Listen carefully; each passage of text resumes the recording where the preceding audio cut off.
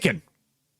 Don Bacon. We're seeing more and more rumblings around what I've been telling you for over a year now, which is that 2024 was going to be Congressman Bacon's last hurrah. And I have that on good authority from individuals in multiple sectors, some in politics, some in some other industries that I can't comment on.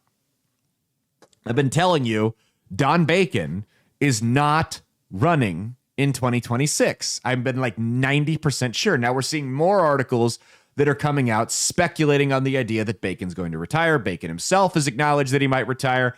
But we saw an interesting article that came out last week, and I just couldn't pass up the chance to talk about it. In fact, I think this ICE raid stuff going on in Omaha just kind of conveniently makes it so that we can talk about Congressman Bacon's future plans on the show here. It gave me an excuse to do a Heartland Hot Takes episode.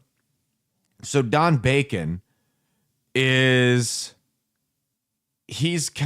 portrays himself as like a more moderate Republican, and he's a sellout. Let's call it, he's a rhino. That's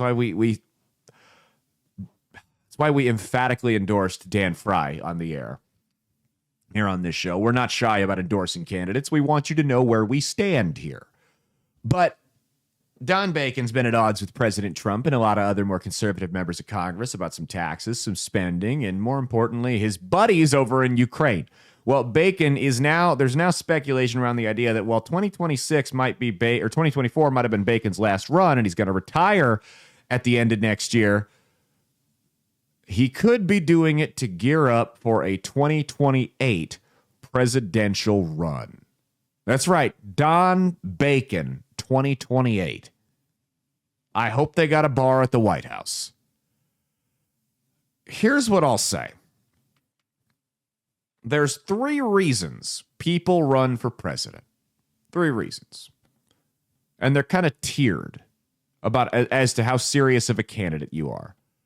The first reason, which is why the fewest amount of people that run for president actually run for president, the first tier is that you can actually become the president. And when you've got a year where both parties don't have a nominee, you've got a handful of 4, maybe 5 people that have a snowball's chance in hell at becoming the president in that election cycle. Those are your real contenders. You know, when the NFL does that thing, you see on ESPN and say, these are the Super Bowl contenders. These are the teams that could make the playoffs. This is kind of the same thing. Those are your Super Bowl contenders, right? Those are the 3 or 4 teams that everyone's like, shit would have to go really wrong for them to not at least be in the conference championship this year. The next tier is the group of people that are not going to be president this election cycle, but in 4 to 8 years, they got a real shot at it, and they're trying to build their national brand now.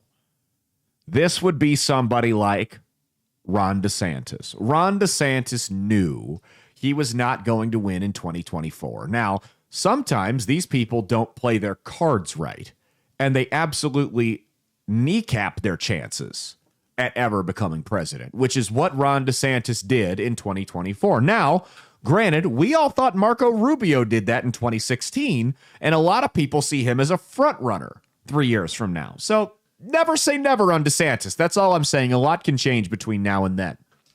However, these are the people that they don't have a chance to win right now, but they want to build their national profile, get out there. They're usually younger. They're not in their, they're 55 or younger. They want to build their national profile, and then 4 to 8 years from now, make a real serious run at the White House. Maybe they're a governor and they want to become a senator. I mean, things like that, right? That's the second tier. Don Bacon, for the record, in case you didn't know already, doesn't fall into either of those 2 categories. Don Bacon falls into the third category, which I call the coattail riders. These are the people that they don't have they'll never be president, ever, unless like they get some job in the cabinet and 4 people ahead of them die and they get it through right of succession, right? These are the people, the coattail riders, that are gearing for book deals, that are gearing for correspondent gigs on Fox or CNN or whatever, or people that are gearing for jobs in the upcoming administration. People like Doug Burgum. People like, and Vivek could really fit into the second or the third category, but in this case, Vivek Ramaswamy. Vivek knew he had no chance this year, right? Or last year. These are people that are, they're not going to attack the front runners because they want to hedge their bets and kiss enough ass that if the front runner gets the nomination and eventually wins, they'll endorse them. They might even hit the campaign trail with them because they want a job in their cabinet. You watch Don Bacon take this. What day is this? June 11th, Tuesday, 2025. Come back and tell me I'm wrong if this doesn't happen. Don Bacon will not run in 2026 for re-election. In 2028, he will throw his name into the hat early for president of the United States for the Republican nomination. And he has to do it early before a lot of other people have. Number one, because he needs time to build his campaign and his national profile. Number two, it gets him time in front of the cameras because there's no major candidates out there. So it'll be 2027 he'll throw his name in probably.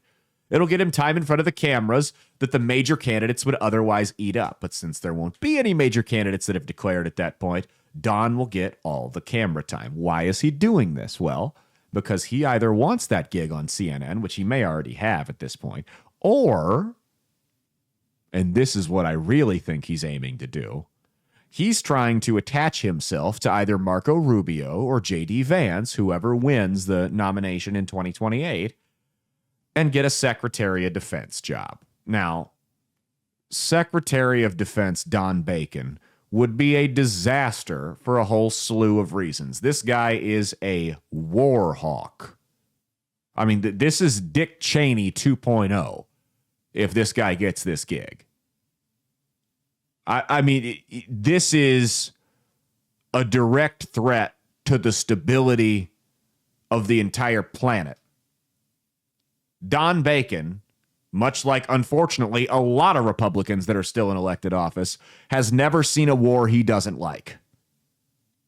And if Bacon becomes the Secretary of Defense, boy, oh boy, are we in trouble. But I'm telling you, that's my...